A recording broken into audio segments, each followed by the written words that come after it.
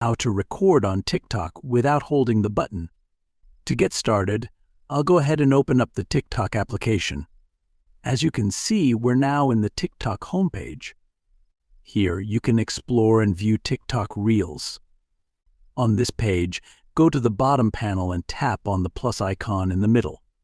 This is the TikTok camera screen. Here you can take photos or videos to post on TikTok. Now, you can choose a time limit for your video as shown. For example, select 15 seconds. Then, tap on the capture button to start recording the video. Tap on the tick button beside when you're done recording. You can now edit the video as you like using the edit options on the right side of the screen. For example, tap on the sticker icon to view all the available stickers on TikTok. Select any sticker from here to use it on your video. After that, tap on Next at the bottom. Here you can add a caption and also manage other settings before posting.